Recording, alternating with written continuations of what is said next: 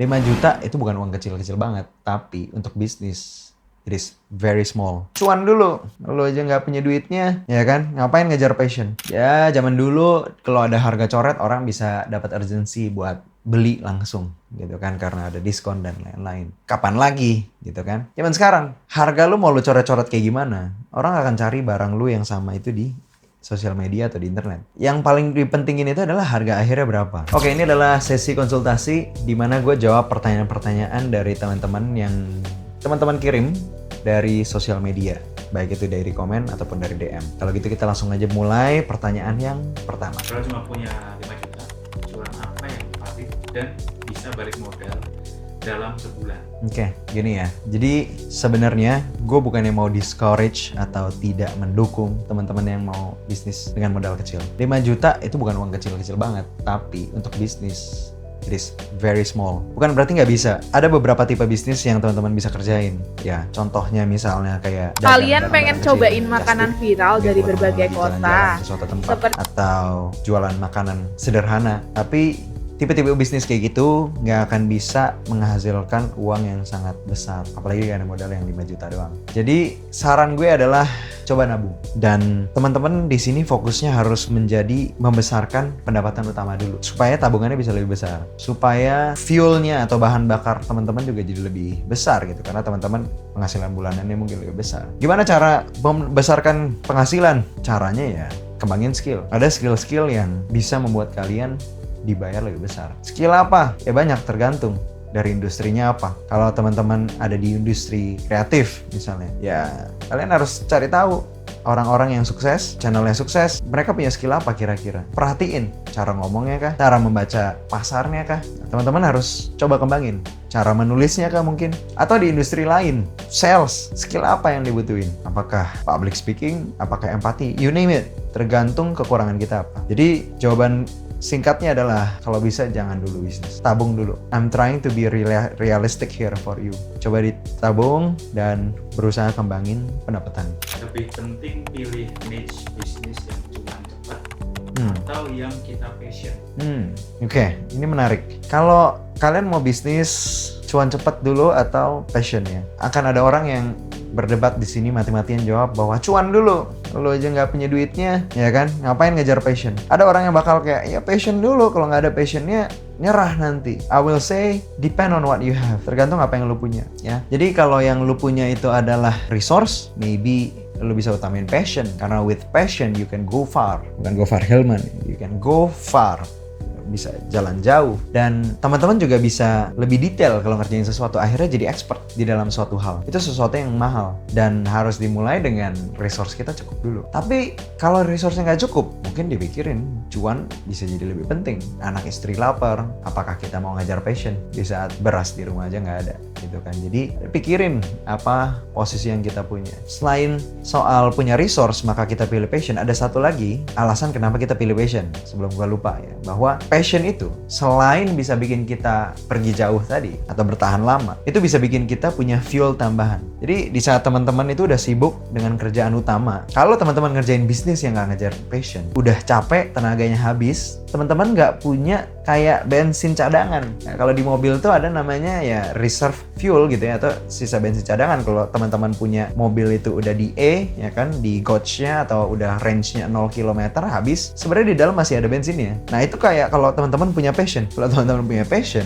bensinnya habis, orang bisa tercengang juga liatnya karena wah tenaganya ada lagi. Gitu. Jadi something to consider. Diskon besar di awal jualan itu strategi growth atau merusak value? Pada dasarnya, di saat kita jualan sesuatu, itu kita harus tahu apa yang kita jual dan harganya berapa. Mau kita kasih diskon, mau kita nggak kasih diskon, yang orang lebih peduli itu adalah harga akhirnya sebenarnya. Ya zaman dulu kalau ada harga coret orang bisa dapat urgency buat beli langsung gitu kan karena ada diskon dan lain-lain. Kapan lagi gitu kan? Zaman sekarang harga lu mau lu coret-coret kayak gimana? Orang akan cari barang lu yang sama itu di sosial media atau di internet. Yang paling dipentingin itu adalah harga akhirnya berapa. Ya boleh lah dikasih harga coret supaya hanya menarik perhatian awal. Tapi pada akhirnya orang sekarang udah lebih pinter untuk tahu yang penting harga akhirnya berapa. Jadi jangan cuman berpikir bahwa kalau harga-harga coret udah pasti bisa jualan. Itu ilmu lama lah. Zaman sekarang udah beda. Mending gue bahas terkait dengan ilmu memberikan harga. Bagaimana cara menaruh harga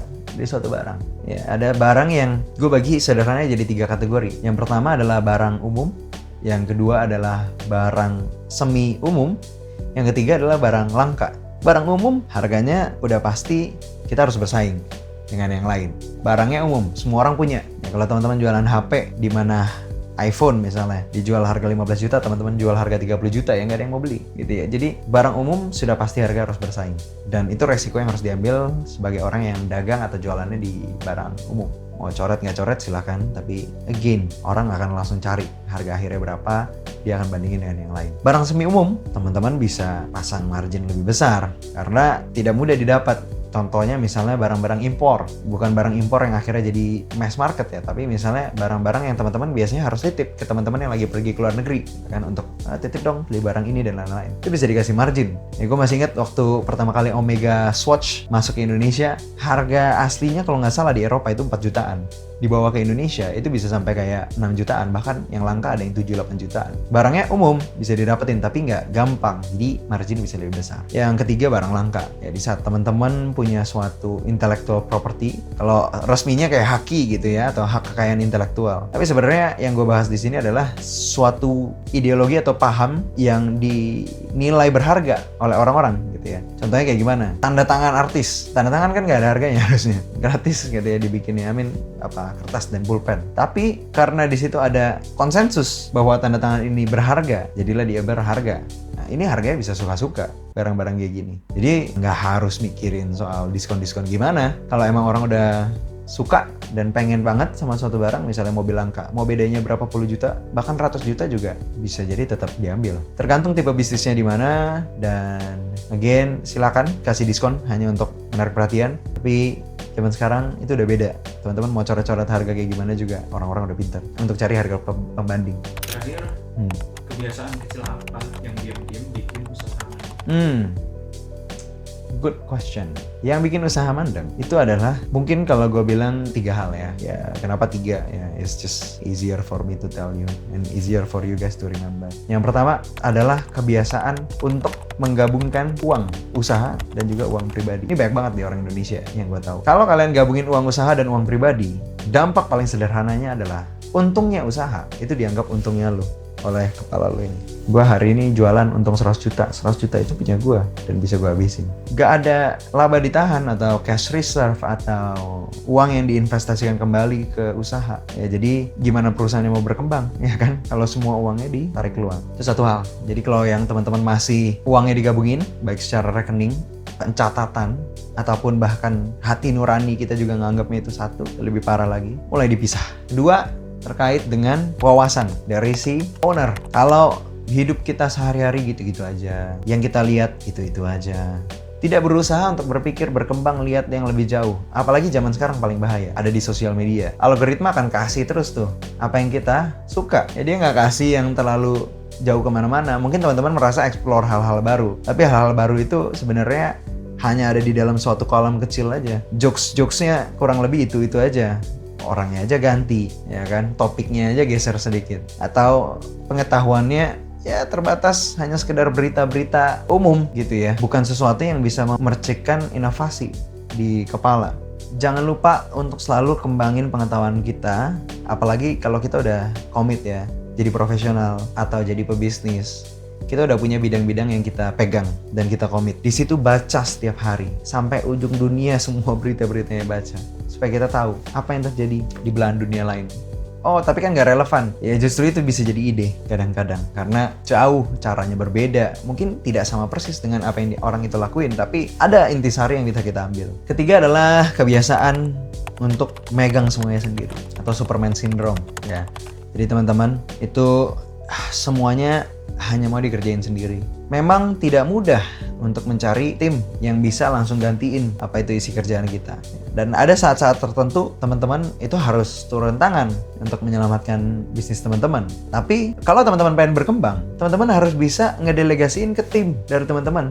Coba lihat di korporasi, mana ada orang naik jabatan yang lamanya nggak diisi sama timnya. Pasti diisi dulu, baru dia bisa naik jabatan. Bahkan ada salah satu siapa itu pebisnis atau ekonom terkenal, gue lupa namanya. Tapi dia bilang gini, gue nggak akan naikin jabatan seseorang kalau dia belum bisa nge-coach orang untuk gantiin jabatan dia. Logikanya pasti masuk akal. Jadi untuk teman-teman biasanya masalahnya adalah takut, ya kan, kalau mau ngasih ini nanti ilmunya diambil dan lain-lain. Kalau teman-teman masih masalahnya di situ, ya harus diselesaikan dulu, gitu ya. Karena kenapa takutnya? Mungkin ada alasannya juga. Nah itu harus diamankan dulu yang tidak amannya. Terus juga mungkin ada beberapa mindset yang harus diubah. Ya, tapi again, tim teman-teman itu harus berkembang. Baru teman-teman juga bisa berkembang usahanya. Oke. Udah dulu, kalau teman-teman ada pertanyaan, masukin di bawah. Karena kalau ada yang menarik, pasti gue jawab. Karena seru aja jawabin pertanyaan teman-teman ya. Jadi jangan lupa untuk drop komen di bawah atau kirim ke DM gue. Follow Instagram juga, jangan lupa @ignatiusandrian.